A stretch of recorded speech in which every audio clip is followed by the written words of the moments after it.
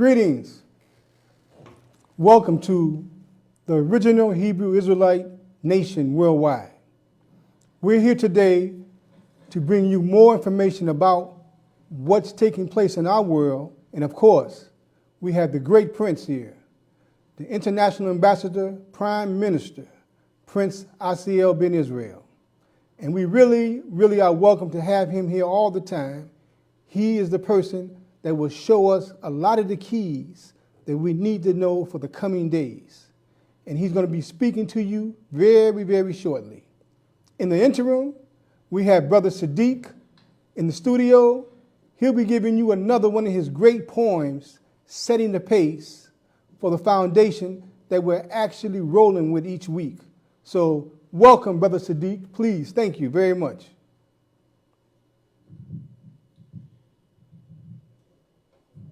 Thank you, Kohen Malaki. The name of this piece is You Lost Your Rhythm. You lost your rhythm. You lost your rhyme. You lost your spiritual sight. Now you're third eye blind. You've run out of power. You've run out of time.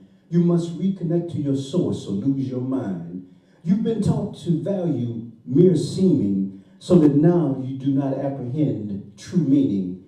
You accept paper in lieu of real money. You reject the real in place of the phony.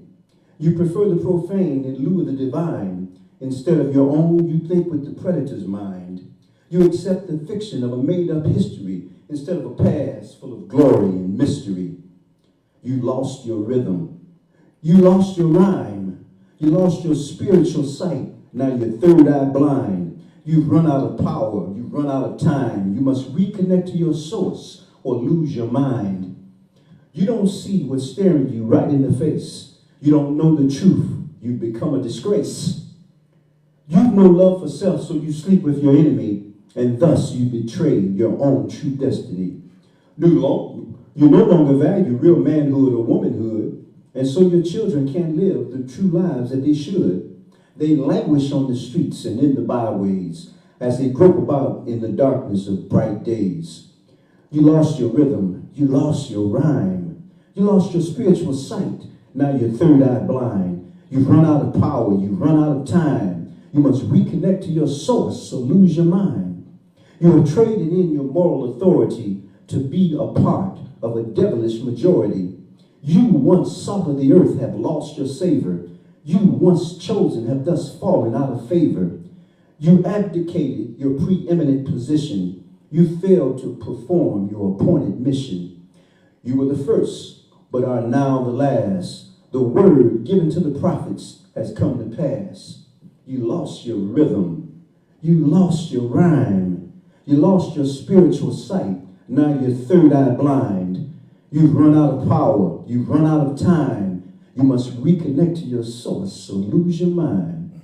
Man versus woman, the young against the old. You've been separated from our collective soul. And now, individually, must you work for your salvation before you can become a righteous nation. One of a city and two of a country. Only a remnant shall survive this inhuman slavery.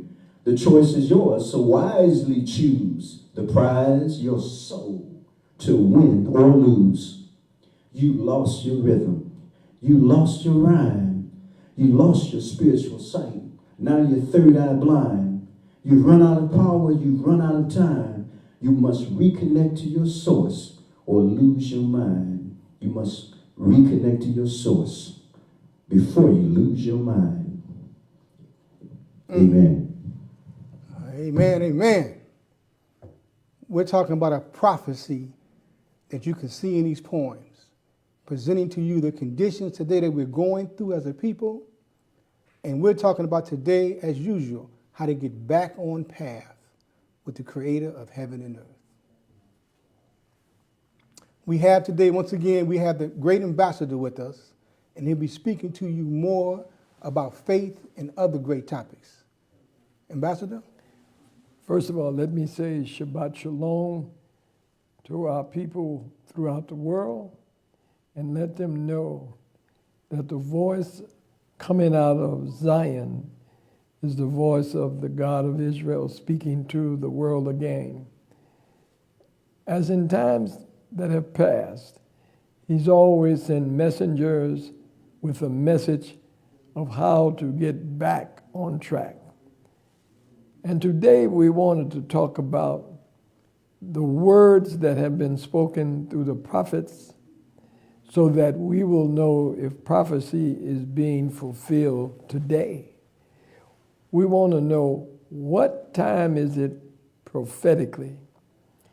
As we prepare to go into the season of Yom Kippur, we are reminded that we need to do a cleansing and to seek the forgiveness and the mercy of the Creator, who has given us life freely, not to make controversy with each other, but to get to know each other.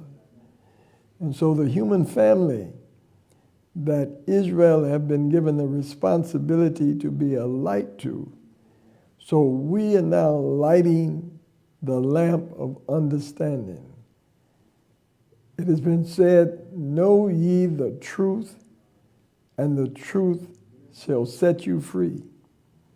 Last week, the president of America's lawyer, Mr. Giuliani, said that there is no such thing as truth. Truth is not truth. There's no objective truth.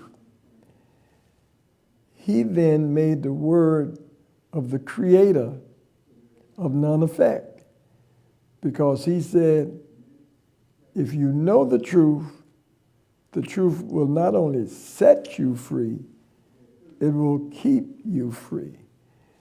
So we know that his world is built on a lie and continues to rotate on that axis of a lie. Because if you don't know the truth, then you don't know the lie. So let us touch on some truth this evening as we approach the holy day season of Yom Kippur. The first day is the blowing of the trumpet, or sounding an alarm in the Creator's holy land.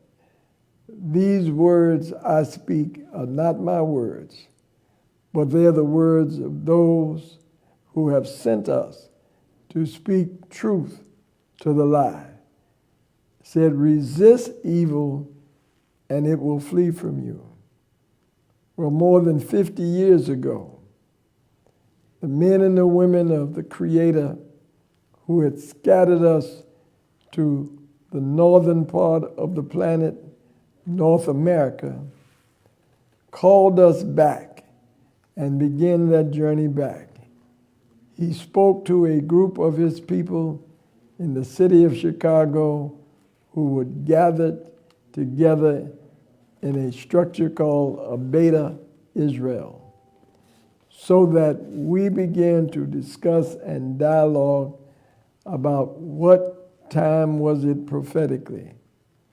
And we decided, after Ben-Ami had his epiphany from the God of Israel, to begin to discuss where to go and begin the cleansing process. And it was discussed and discovered that Liberia, which had been set up in the mid-1800s by the American Colonization Society to begin the repatriation of the African who had been brought from the western shores of Africa to the America and to the Isles of the Sea. And that journey began when he said he would be obedient, and the people began to gather to the sounds of freedom spoken by the men and the women who was gathering on the Shabbat to see how do we get back to the source of our power, strength, but most of all, how do we get our mind back that we'll be able to discern good from evil, truth from a lie. And so one of the things that we began to do was to begin to listen to the wind And as you know, the word for wind in Hebrew is ruach, but the word for spirit in Hebrew is also the same, ruach. And so the Spirit began to reveal to us that it was time to begin the journey back. So if you have an appointment at 10 o'clock, you determine how far away your appointment is and how long it will take you to get there and how long it takes you to prepare to get ready for it. So you don't start your 10 o'clock meeting starting at 8 o'clock or 9 o'clock. You start the day before and pull out the clothes you're going to wear and prepare the food you're going to eat before the journey and prepare all of the things that you're going to need to have when you arrive at your meeting so that you will be able to stay focused. One of the things that I heard when I heard that it was time to go back to the Creator was I had to be prepared. I prepared myself by studying the Scriptures, cross-referencing it with history of how we came to America, and cross-referencing that with why we were brought to America. First, how did we fall in the hands of those that could enslave us? And second, how to get out of it. And when I began to see the way we get out of it is to go back to our Creator and find out what was His original intent for us when He placed us in the garden in paradise in what is now called Northeast Africa. The Holy Lands run from modern-day Iran and Iraq to modern-day Uganda in East Africa. The rivers that separated this Holy Land can be found in the book of Genesis. Those 4 rivers that were flowing out of it was the Blue and the White Nile, the Euphrates, and the Tigris River. That could place it no place but on the planet because those landmarks still exist today. There's a Tigris, there's an Euphrates, there's a Blue Nile, there's a White Nile. And the source of it runs throughout Africa and all the way up to what is called modern-day Asia. So knowing that, we began to identify the people of the past, those ancient nations that were written about in the manuscript called the Bible, or the instructions that were written in what is called the Torah. We began to listen to the men who had vision that could see thousands of years into the future, called prophets. We began to understand those women who could see and predict what was going to happen before there were institutions validating them. It said a long time ago, you will know if a person is sent by the Creator that by what they say must come to pass in order to know if they've been sent by He whose foundation is truth. And because of that, we are sitting here today talking to you because Abraham saw in the 15th chapter, Malachi, read what Abraham saw in a vision in the 15th chapter and the 12th verse of Genesis, of the book of Genesis, so that the people will know how to research properly and follow the instructions of this scripture. How does it read? Okay. It reads on this wise.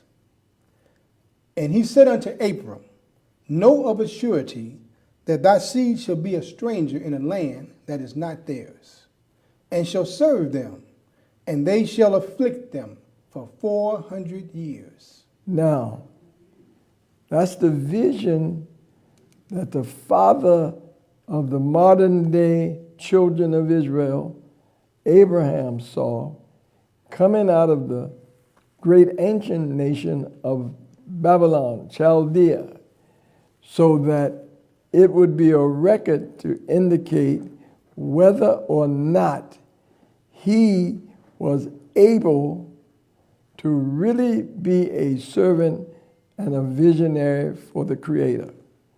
He said, know of a surety that thy seed will be a stranger in a land that is not theirs. This America is a long way from Northeast Africa, modern day Israel. So we know he saw it because the president, the current president of America, is acknowledging the official 400 years is up starting in 2019 to celebrate the arrival of the first Hebrew servant slaves to fill the prophecy of the chastisement spoken about in the book of Deuteronomy, 28th chapter. Those things that bring about a curse, 28 and 15. Okay, and it reads on this wise, but it shall come to pass, if thou wilt not hearken unto the voice of the Lord thy God, to observe and to do all his commandments and his statutes, which I command thee this day, that all these curses shall come upon thee and overtake thee. Now, if you don't follow the law, the instructions that was given to you in the beginning, the promise was that you would go through chastisement. And from the 15th verse to the 68th verse, start at the 63rd verse, and let's read to the 68th verse. Okay, and it reads on this wise, and it shall come to pass that as the Lord rejoiced over you to do you good and to multiply you, to destroy you and to bring you to naught, and ye shall be plucked from off the land, whether thou goest to possess it. And the Lord shall scatter thee amongst all people from one end of the earth even unto the other. Stop. You would go into this land, but because you did not follow the instructions given to you, you would then be removed. You would be plucked off from that land. And that land then, you would see it no more. Read on. And the Lord thy God shall scatter thee amongst all people from the one end of the earth even unto the other. So the people of God that was given the instructions and their seed have been scattered to the four corners of this earth. There is no place on this planet that you don't see people of color in all of these areas, no matter how remote they are, to this very day. Read on. And there thou shalt serve other gods. And we then lost knowledge of our original self, and we began to call ourselves by all other kinds of names, and we began to follow all kinds of understandings that were not in harmony with the righteousness of the original instructions that we were placed in paradise in the beginning, starting 6,000 years ago. This is not our first time around.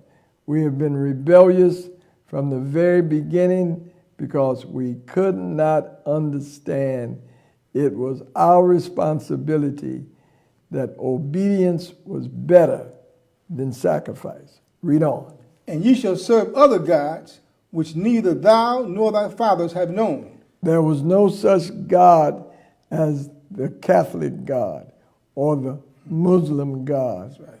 or the Hebrew God, or the Christian God. All of these were the creation of men who wanted to make it in their image and after their likeness.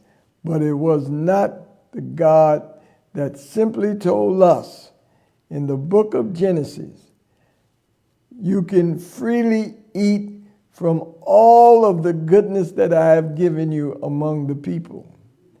The God of happiness, the God of joy, the God of forgiveness, the God of mercy, the God of love, the God of abundance, the God of wealth.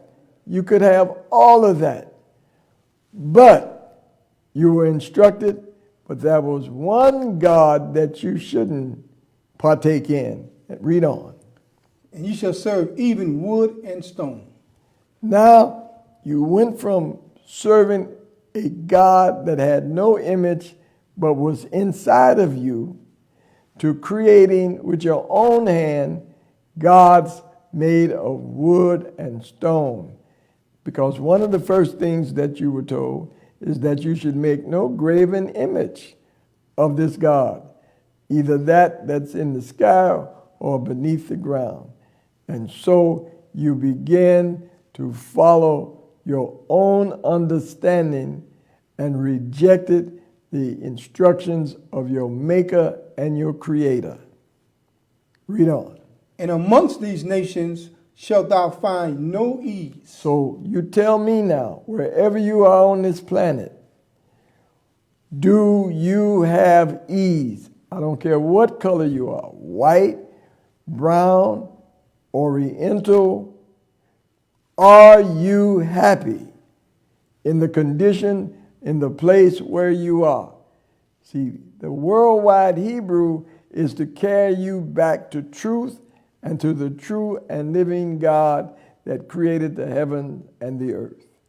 Read. Neither shall the sole of thy foot have rest, but the Lord shall give thee there a trembling heart, A trembling heart, and a failing of eyes, and you longing every day. and a sorrow of mind. You don't have no strength to overcome the challenges that you face with. Read on. And thy life shall hang in doubt before thee. You don't know if you're going to wake up in the morning, and after you wake up, you don't know if you're going to last to that evening. And thou shalt fear day and night. You don't know when it's dark out if you can venture out, or if it's day, if something is going to happen to you. And thou shalt have no assurance of thy life. Not just in Chicago or New York or London or Paris, where bummers and snipers, or Las Vegas. No matter where you are on the planet, if you're a Russian and you went to London, you don't have no peace there. You're going to poison. If you're in Russia, the explosion of the nuclear plant killed you there. If you're in China, the floods follow you there. If you're in Africa, Ebola, AIDS follow you there.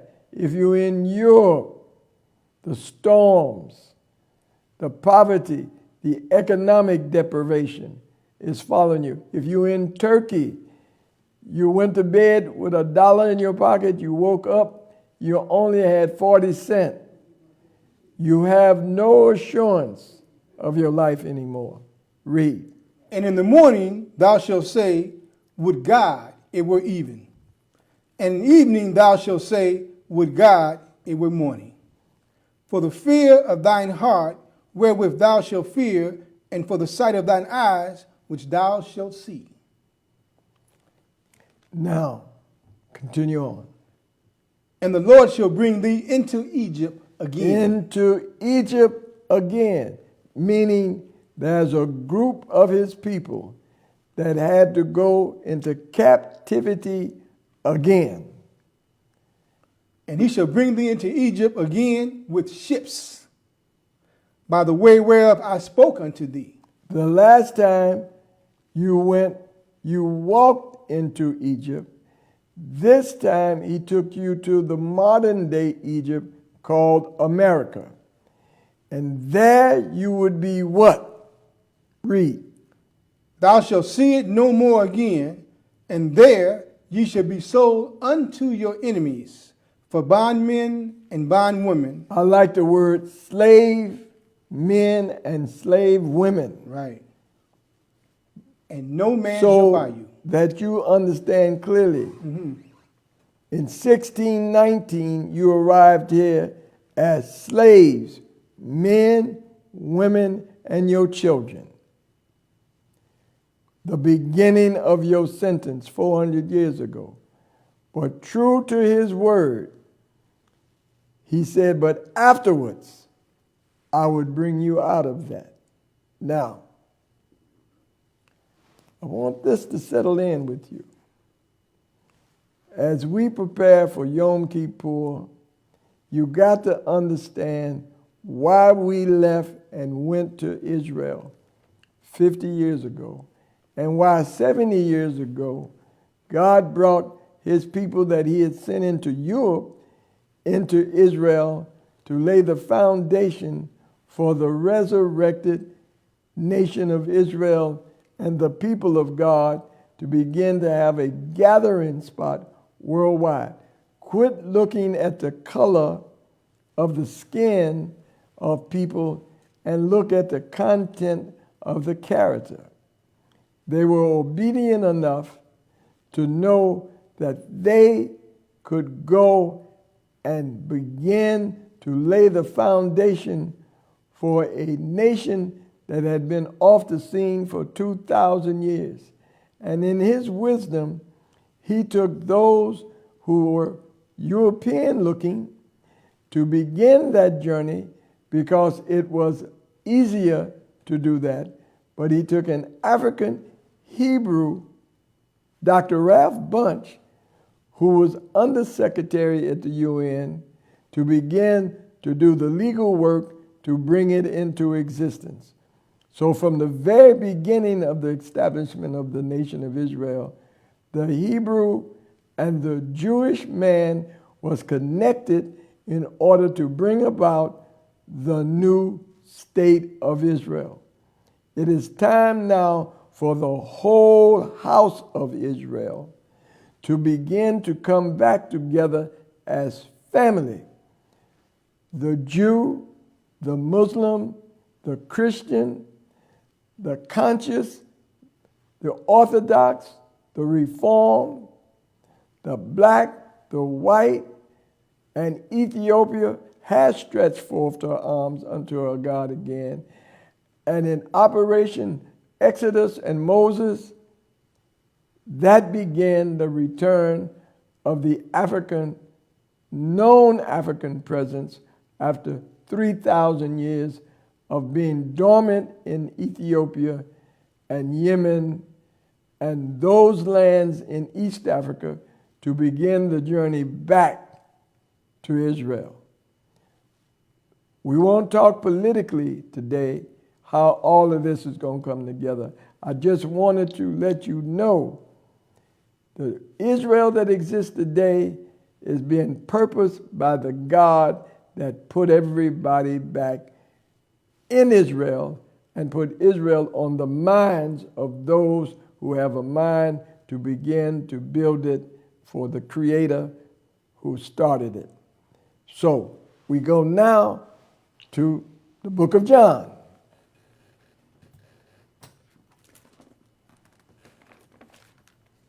We're going to read in the book of John, St. John, and we're going to the first chapter of St. John.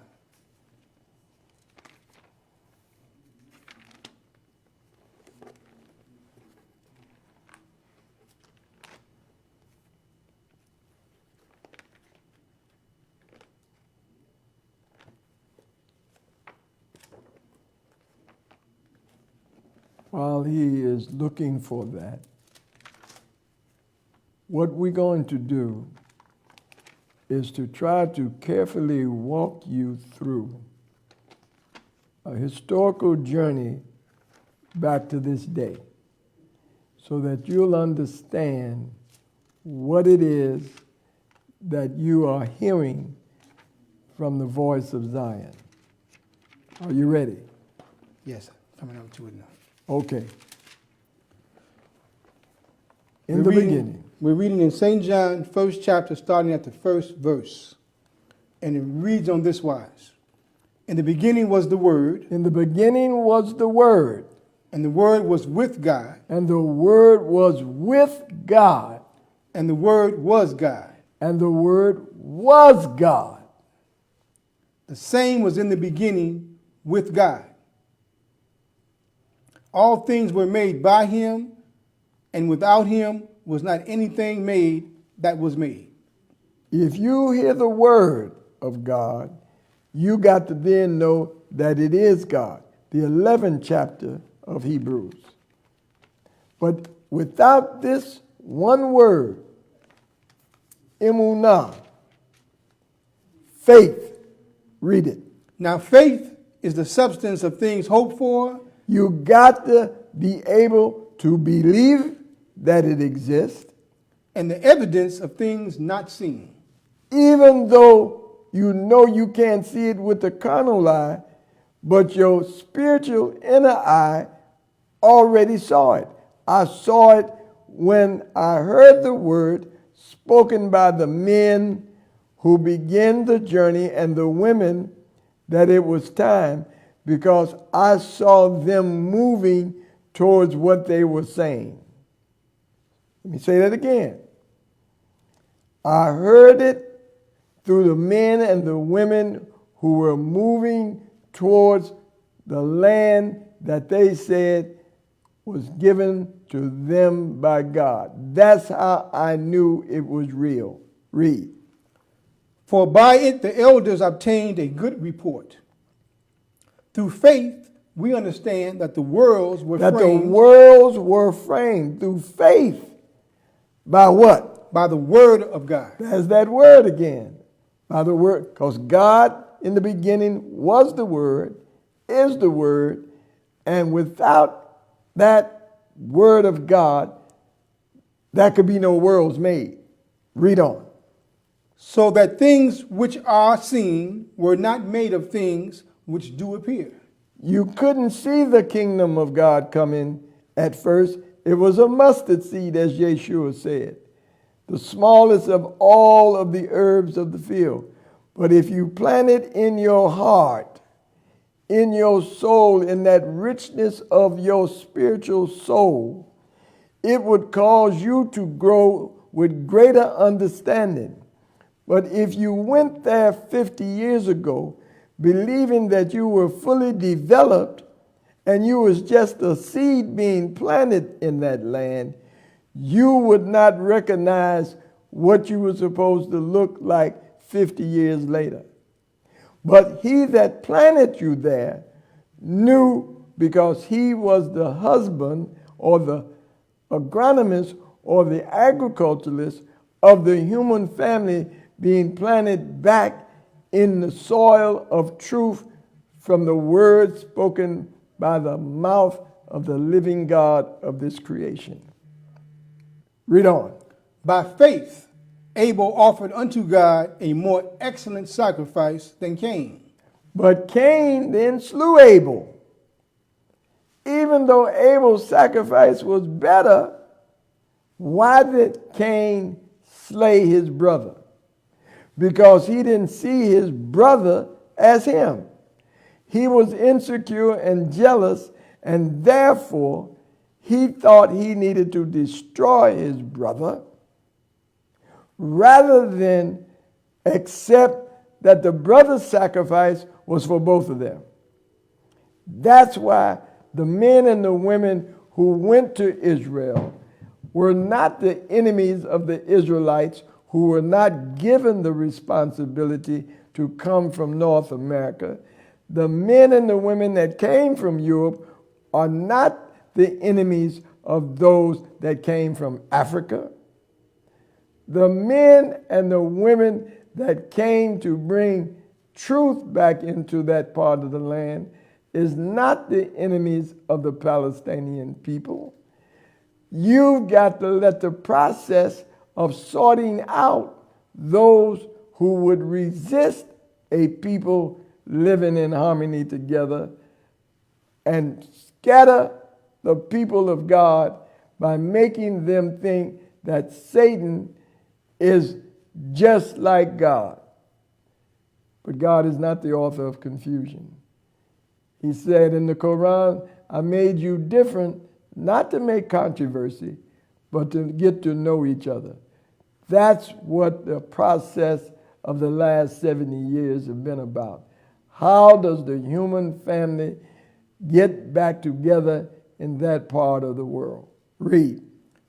By faith Abel offered unto God a more excellent sacrifice than Cain, by which he obtained witness that he was righteous.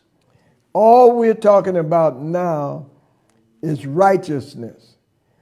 For 2,000 years, the Catholic Church was held up as the symbol of righteousness on the planet, the universal church.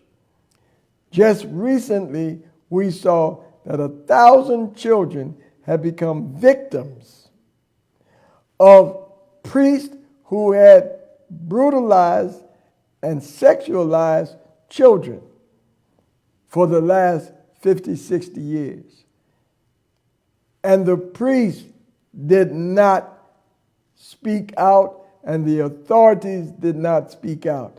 So anybody, anywhere where children have been abused, and the leadership knew of it, heard of it, and made no effort to correct it, is as guilty as those who committed the act.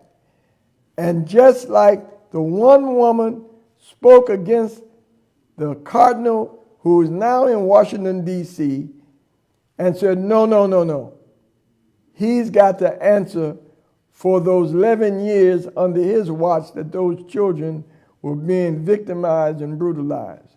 Right. And I'm saying that anybody that was brutalized any place on the planet have the responsibility to cry loud and spare not and show the evil in the midst of them who have done those things, so that justice by the invisible God with the naked eye, but the known God with the spiritual eye can execute justice and judgment. Read on. He obtained witness that he was righteous, God testifying of his gifts. Now, those children throughout the world that have been crying out for justice is the witness of the living God. And we must accept the responsibility to cry loud and spare not and show the people the error of their ways. So this day is the beginning of sounding the alarm as we prepare for Yom Kippur. So we leave that and we go to the 30th chapter of Deuteronomy. This is important. Here a little, there a little, line upon line, precept upon precept. Okay. 30 and 1. And it reads on this wise, and it shall come to pass, when all these things are come upon thee, the blessings and the curse. We've been blessed. We just completed the curse. As we prepare for the blessings, you've got to humble yourself and turn away from your evil, wicked ways, thoughts, and actions. And then the Creator will hear your prayers. Right now, they're not getting through to Him. I pray that you hear the sounds that we're sending out to you to begin to get ready. Because there's a day of repentance next year, doing a cry out in Virginia, where the first slaves landed at Jamestown, so that you will be ready to cry out to the Creator. we've had enough.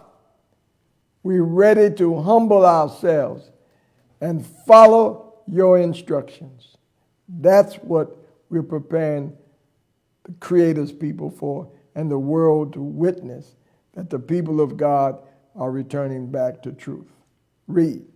The blessings and the curse which I have set upon thee, and thou shalt call them to mind amongst all the nations. Wherever you scattered, if you call it to mind and you begin to send in your information to the video, we will get in touch with you to let you know, no matter where you are on the planet, the angels will come and get you and take you back to clean you up and prepare you for your Creator.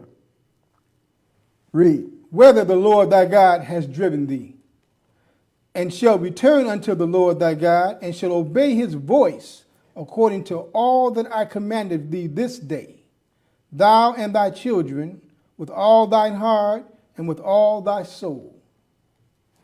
You've got to begin to reintroduce truth into every discussion that you have.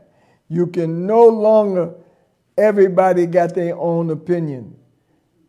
Don't listen to Mayor Giuliani saying there's no such thing as objective truth. Yes, there are objective truths. You don't give yourself breath. You don't give yourself life. You don't give yourself sunshine. You don't give yourself water. These are the things that were the gift of God, and no man have a right to control them at the expense of making people suffer. That's how you're going to know God has not sent those men and women to do those work. Read on. So we go into the next chapter. The third verse, that then the Lord thy God will turn thy captivity. This is how you get your captivity turned around. Read on. And have compassion upon thee. And he's going to have compassion on you. And will return and gather thee from all nations. He will return and gather you from all the nations where you've been scattered. Whether the Lord thy God have scattered thee. Read on. And if any of thine be driven out unto the outmost parts of heaven, from thence will the Lord thy God gather thee, and from thence will he fetch thee. And the Lord thy God will bring thee into the land which thy fathers possessed, and thou shalt possess it, and he will do thee good, and multiply thee above thy fathers. And the Lord thy God will circumcise thine heart, and the heart of thy seed, to love the Lord thy God with all thine heart and with all thy soul, that thou mayest live. And the Lord thy God will put all these curses upon thine enemies. I want you to hear that. All of the curses that were on you will be put on those that hate you. The only enemy that you got is those that hate truth and love the lie. Anybody that loves the lie is an enemy to God, and God is their enemy. Because there are 7 things that he hates, and one of them is a lying tongue and those that cause discord among the brothers and the sisters. Read on. Okay. He shall put this on your enemies that hate thee, which persecuted thee. And thou shalt return and obey the voice of the Lord, and do all his commandments, which I command thee this day. You don't have to worry about getting no bombs or getting no bullets and getting no guns. The Creator is your weapon of war. Truth is your weapon of war. He that seeks to save his life will lose it. And those that have no regard but for justice and truth will gain it. Guaranteed. That's why we are talking now. The sentence of our chastisement is up, but you've got to do something. Black lives matter to who? White lives matter to who? Chinese lives matter to who? You see, no lives matter if it's built on a lie. You don't have to be white or black or brown or yellow to have a lie in your mouth. The world that has been created by the liar is rotating all around the planet. And every nation, as it was written, Satan has deceived the whole world. Come out of her, my people. Read on. And the Lord thy God will make thee plenteous in every work of thine hand. You don't have to worry about no economics.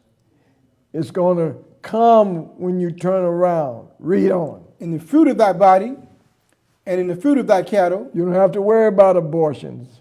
You don't have to worry about your lands being fertile. Read. In the fruit of thy land for good. For the Lord will again rejoice over thee for good, as he rejoiced over thy fathers. This is a Jubilee year. You now have an opportunity to begin to rejoice by doing that which is right, forgiving each other and loving each other, not based on the color of skin, but as Dr. King said, the content of character. That's going to make the difference.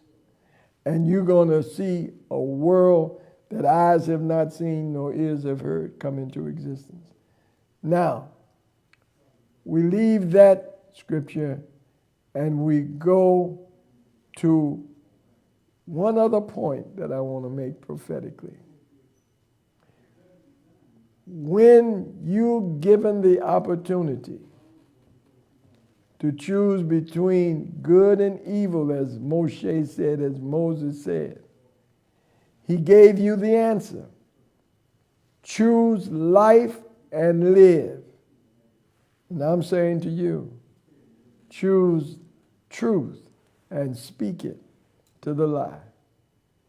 So, Brother Malachi, I just wanted to lay that foundation with the listening audience today as we enter into this Shabbat dialogue. So, share with me, Kohen, what it is that you want the people to understand from the questions that they've been sending to you that you want to ask me. Okay. Many of the questions was, what do we do now? What is the next step? And many have talked about where they live at, wanting to come up to the Holy Land, to come to Zion, and how do they partake in this transition? What is our instructions? What is our next step? And that's one of the major questions that I'm seeing. Well, let me jump in. The first thing most people have to do is get inoculations before they travel to lands that they haven't been in before. And the thing we want to inoculate them with is truth. How to discern the lie from the truth. Because that's the problem. People think that living is a car, a house, some paper money. Righteousness exalts the people, and sin is a reproach. So the first thing we want to do is to give you inoculations of truth. We want you to send us letters, notice, texts, and say, these are the things that I believe or understand or don't understand, so that we can begin to give you truth that's verifiable. Not my truth or somebody else's truth, but the Creator is simple. He said, it's so simple that a fool couldn't even make an error. This is what's the first thing we want them to do. They have not been used to truth. They think somebody's color is their enemy. They think somebody's language is their enemy. They think that somebody's belief is their enemy. Those things are the enemies to the people that have it that's not correct. Not to you. It is causing them to err. Just like everybody believed that they could eat anything and went around the world eating anything instead of understanding for the human being what was the original food or meat. And it's simple. Every plant grown from the earth is the food and the meat for the spiritual human being to renew their health and their body. Veganism is not a choice. If you bought a Rolls Royce, there's a fuel that goes with it. There's an oil that goes with it. There's a certain amount of air in the tires. There is a way in which to get it serviced. And I'm saying, how much more the spiritual human being? He needs to now find out, how do I stay healthy? You can't stay healthy and you don't know what you're supposed to be consuming to stay healthy. You hear things like, I got to take my vitamins, I got to take my medicine, I got to take my blood pressure pills. God didn't create a drugstore for you. He created the herbs of the field and the leaves of the trees, and they will be medicine for you. Your food must be your medicine. So the first thing is to begin to get you back to health. We are not building a world of death. We're coming out of death, going back into life. So yes, we've been told all of our life that everybody got to die.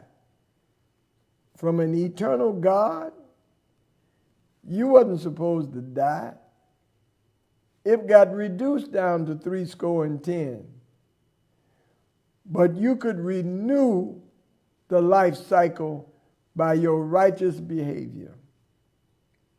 That's how you keep on living. Not by what you eat or drink, but by your behavior. Man does not live by bread alone, but by every word that proceeded from the mind of its maker. We want to give you truth. Begin to consume truth. Not my truth, but verifiable truth that the universe has verified. Next question. Another question that I'm getting, it's a two-part question, is about we're following the wrong calendar. And we're talking about moving out too soon after 50 years, that we're still talking about moving out too soon. Well, you see, calendar. So you're talking about days of the week. Okay.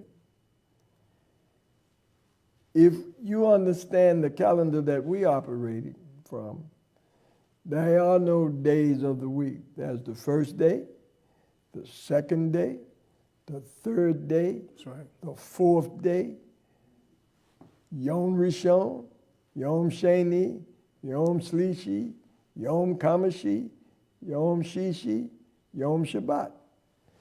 So yes, you are following the wrong designations if you're giving them names, and those names are connected to societies that are anti the Creator. So whatever calendar that they've set up is the wrong one. Because if you understood what the original days of the week were, you wouldn't be out of cycle anymore. Now, under these various captivities that the people of God have gone through, they adopted the ways of the nations that conquered them. So they picked up all of those habits that were not given to them by their maker. And all you got to do is go back to those that know how to put you back on track. We want everybody to start from the very beginning. And you'll find out that we won't have to teach you about the New Testament or the Gospels, because you'll be experiencing it by your life, Right. work. It's a living book. Yes. Okay. And the other part was dealing with you're leaving out too soon.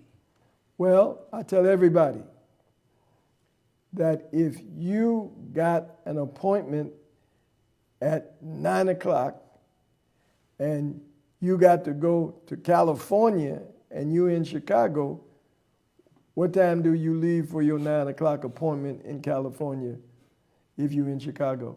You better leave early.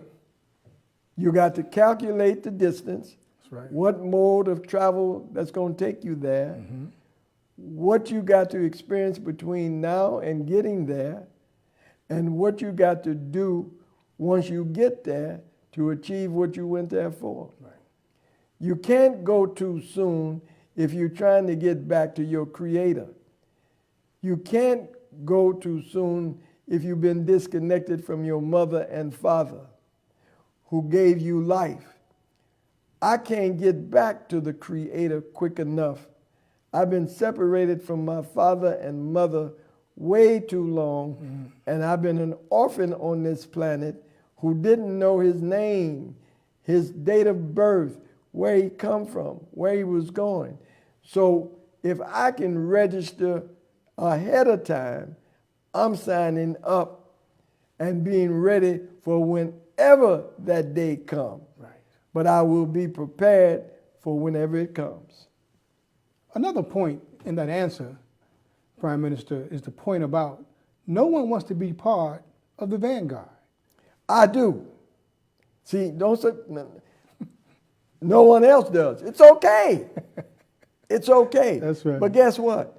Somebody had to be the first to prove that the world wasn't flat. That's right. And we give credit to Columbus for that. Now, whoever did it before that didn't write it down. Right. They should have wrote it down.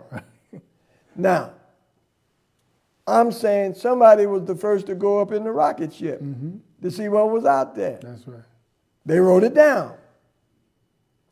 Now, I'm saying Vanguard, if you go back to an interview that I did in 1975 May, you can go online and get this. It's in a magazine called Black World, May 1975.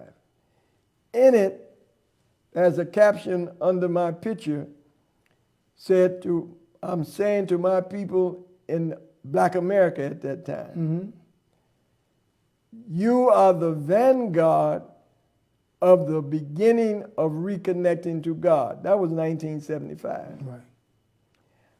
I was in the vanguard because I knew I had been locked up over here down in Mississippi or Alabama or Georgia, and I didn't know the world anymore. So when I got an opportunity to go, I started hitchhiking around the world.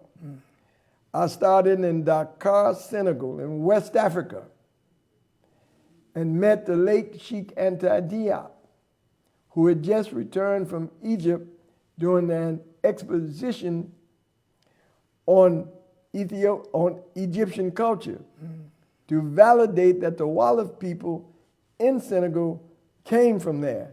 And he made that connection. And while I was at the university, I asked him a question. Were the Hebrew African people too black people? He said, beyond the shadow of a doubt.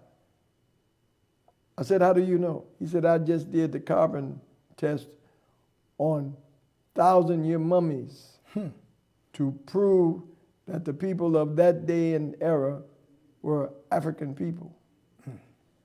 I didn't just take somebody telling me we were the people of the Bible, we were the people of the book, we were the original people. Right.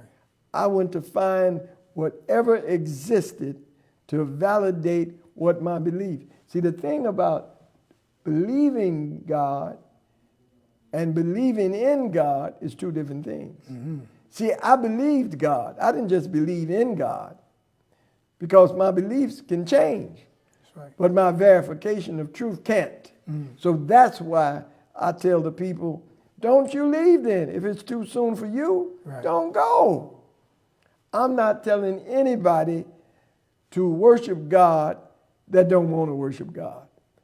Only those, when I say worship, I mean work. I don't mean go sit in no building, right, and don't do anything, because in Hebrew, the word for worship is work. Right. You have to work for it, toil for it, plan for it, serve it. I want that job.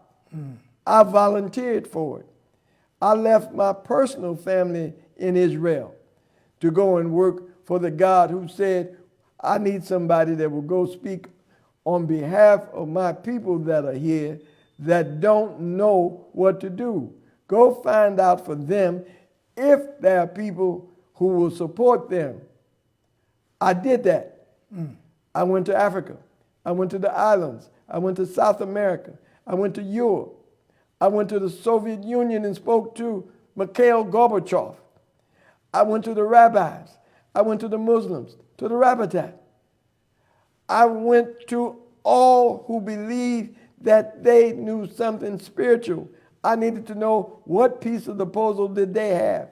And I picked up all of those pieces to bring them back to Israel, to say to my people in Israel, I can verify that you are the people. But your behavior doesn't reflect your beliefs. I could not come back to the people when they asked me, are they using drugs over there? I couldn't lie. I didn't know. I said no. But when I found out, I talked to a brother who was over there, and the mayor told him and the leadership over there, your children are using drugs. And they said, those are not our children. He said, but I was afraid to ask, why would you say they're not our children? Instead of finding out who was doing that so that we could heal them, help them, or cast them out if they didn't want to change. So what I'm saying about Vanguard, I don't mind being part of the cleanup crew. All of the men and the women over there know who I am. I was Shagrir bin Leumi. I didn't make myself that. Before I arrived in Israel, I was anointed that because of my expertise and my insight and my spirit. And I labored every day on that behalf. I left my family in the care of those whose job was to internally develop. Nobody got lost out here that became a part of the kingdom. That's right. I went and got them, whether they went to prison, whether they went mentally ill or physically ill, I went to get them. And I'm saying to those men and women over there, I left my children under y'all's care.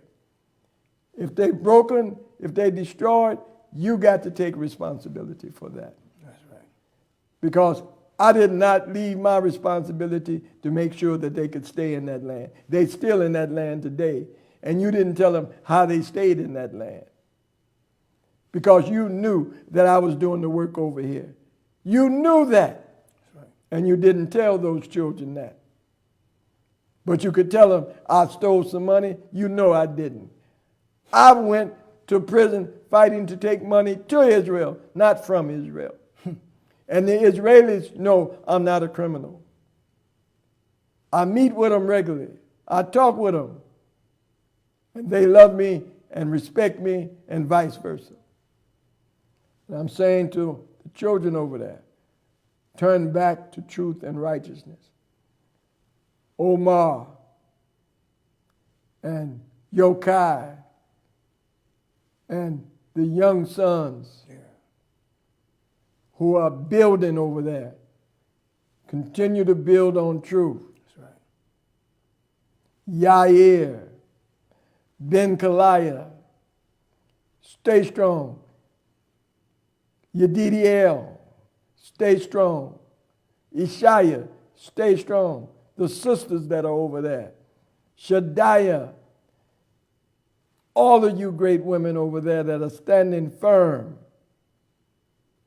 Oh, some great women. Benzion, your sons, your wives, stay strong. Stay focused.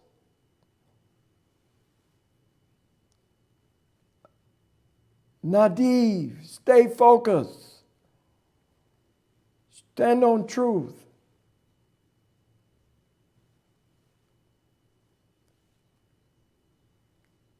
All I know is that Zipporah wanted truth spoken. That's right. Whether you agree or disagree, she was pushing for truth. I received her over here. Respect her to this day. Love her to this day. Kazriel, stay strong. Stand for truth. And all those that are over there that are not standing, those that are standing will show you up. Right. The way you show up a dirty glass, put a clean glass next to it. That's right. I told you, if anybody know that I stole some money, I'm coming there and you can publicly tell me where I stole the money from and who I stole it from. Mm-hmm. If anybody there can tell me that I went anywhere in the world saying that I was the leader and not Ben Ami and the leadership over there, you tell me where I said it at. It's not true. And they know it's not true. Whatever they said, I can testify. Put me on the witness stand. And according to the Torah law that you say you believe in, bring the two witnesses against me. And I'll defend it. So I'm saying, as we approach Yom Kippur, let's clean it up. Right. Let's get it out there. That's right. Don't be whispering anymore. That's right. If I stole some money, tell me who I stole it from. That's all I want you to do. Truth is the light. That's right. Shine the light. Bring the truth out. That's what it's for.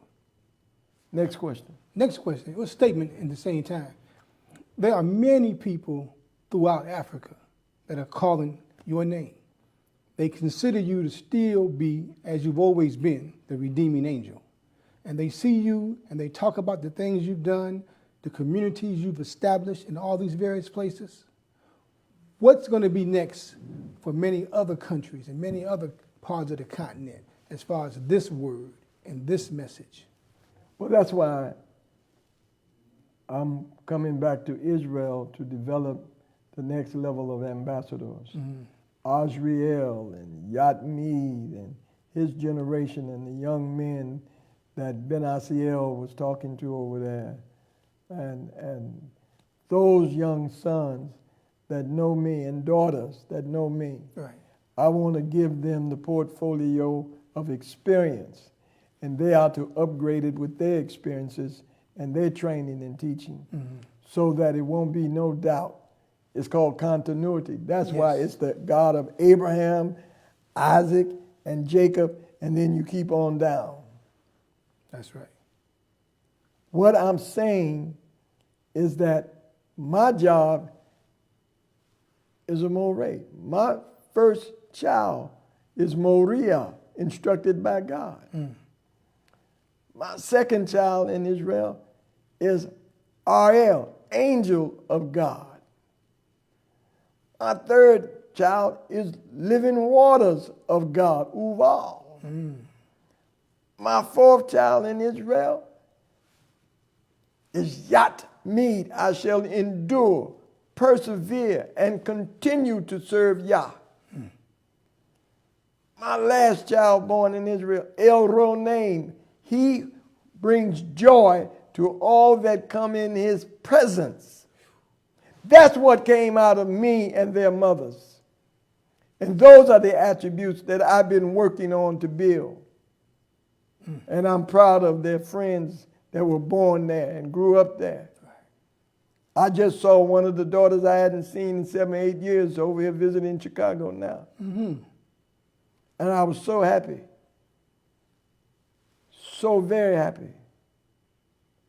So I'm saying to all of the youth over there, I'm your servant still.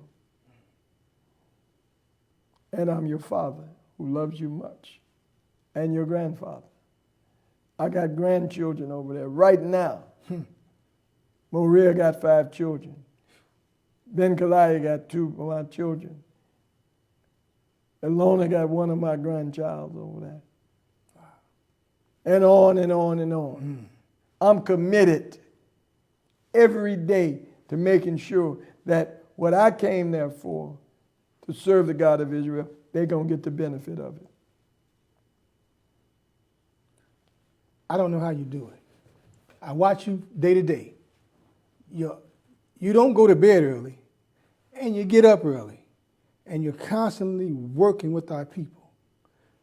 You have the facilities where you're feeding them good food, where you're making sure it's wholesome food, where you're talking to the children, to the team, every day. You're reinforcing these principles all the time. That alone is enough to know that we need to be on our job.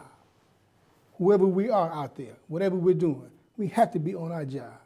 If he can do this for 50 years and still going strong at it, what's our excuse? Well, you see, everybody is worshiping a God outside of them. That's right. I'm serving a God inside of me. I do nothing of myself, but he that fashioned me. My strength don't come from me. My strength comes from he that created me. Asiel, he whom Yah has created in the image of Yah. Now, I didn't make me. I was made by the Creator. He knows what I can do and what I can't. I don't wish no evil on nobody. I've already forgiven everybody that said all kinds of things about me. So they ain't got to worry about whether or not what I'm going to say if I see them. I'm going to say, I love you. Keep on going. So it's another kind of faith. The only kind of faith there is to know that it ain't up to you. Do what you're instructed to do. I looked at my hand. I may have wanted different cards, but I had to learn how to play the hand that I was dealt. I was dealt, get out of Israel and go help the people. Right. Get out of Israel and go bring the people back up here. Leave your family here. I was obedient. I didn't want to leave. I went to Israel to stay in Israel. I was instructed by the boss of me that we all agreed would be the leader. Yeah. Didn't mean he was smarter than me or I was dumber than him. It meant that we lining up spiritually. Yes. Everybody knows that when Nasi Shalig left Chicago to go to Israel, he left me in charge. They know that. And they know when they came over here from Israel, I took care of them. Whether it was Gabriel Gadot when he got deported, or Eliakim when he got deported, or Mishadai when he got deported, or Kalaya when he got deported, or Nasi Avidan when he got deported. I was already over here. That's right. Brought him into Detroit. Right. And brought 158 people out of Detroit. Many of them are still there to this day. Yes. Because I was there to receive them. Yes. And they continue to call you. You continue to inspire them. Because I didn't take it personal, Right. but I took it very personal. That it was my God and his people. I used to say my God and my people. Right. I don't owe nobody People are free. See, what I went to Israel to do was to make people have the choice Yes. to be obedient to God, not forced to do it. You do what you need to do. God gave you free choice. You can serve him or not serve him. He don't want no slaves. He wanted sons and daughters of God that would be able to control themselves Yes, yes, yes. and make their own decisions. That's right. Don't need nobody telling you what to do. If you are a god or a goddess, Right. well, you need to wear this. No, you wear what you want to wear. But we're going to tell you what's going to happen if you wear that, Right. based on the universe. Not based on me. Based on the history. Yes. Not based on me. And that's all I'm saying to the people. It ain't about religion. Right. It's about righteousness. That's right. That's right. What is righteousness? Verifiable. That's how you know if something is right. You can prove it. Prove it. Yes, sir. In this last 5 minutes, Prime Minister, tell us, we talked about faith, and you made it very practical. You showed what it took, or what it takes as well, to continue in faith and to move in faith and to be motivated. And you showed scriptures that reinforce these points. And you couldn't tell anybody to do anything that you didn't do. You've already done those things. You traveled the world. You sent others around the world. And you still have others around the world now who are still asking and continuing following instructions that's been laid out. So for the general population, the general people, and those that are even new for the first time listening, they've heard what you said about Israel, the word coming from Zion. They've heard what you said about moving throughout the earth with righteousness and in order. What do we want to leave them with? I want to leave them with 3 weeks before Mama Mandela made her physical transition. She called me from South Africa. Okay. Said, Prince, where are you? I said, Chicago. She said, what are you doing there? Well, how come you're not back in Israel doing what you know you got to do? I said, Mama, I'm on my way. She said, I know, I heard about all that other stuff, but we ain't paying no attention to that. That's right. You see, the people around the world are waiting for those of us in America who know what to do. Right. Exactly. I'm one of those that know what to do. And I'm going to continue to do it in spite of what anybody is saying or doing. So what I leave them with, faith is the substance of things hoped for. But you got to see it with your inner eye. People always talk about the third eye. You got to have that third eye. I've always had it. I saw it before it happened. That's why I ain't never been afraid. Never. I walked into the lion's den. 364 years I was facing in prison. I wasn't worried. I wasn't worried. Because I needed to see if this God was real. That's right. The first night I was in prison, I had a dream about Daniel and the brothers in the fiery furnace. And I knew I was coming out because it gave me the keys on how to get out of it. That night, I got friends all across America, 20,000 men I met in the prisons going across from Chicago to California, from D.C. to California. I see them today, hear from them today. All across Africa, today. This is the greatest time in my life ever. I ain't worried about nothing. And nobody. The Lord is my shepherd. Shall not, cannot, do not, will not want. I'd gladly wear the mantle of Job. Lose children, lose houses, lose reputation, health get bad, curse God and die. Not me. Lord giveth, Lord taketh away. Blessed be the name of the Holy One of Israel to this day. And so to family around the world, this Shabbat message is to make you know that faith is real and it's verifiable. So until next week, Kohen, Okay. we're going to lay out the continual vision of the chat with the ambassador Absolutely. on the Shabbat. Toda Rabah, Shalom Uvracha, Shabbat Shalom.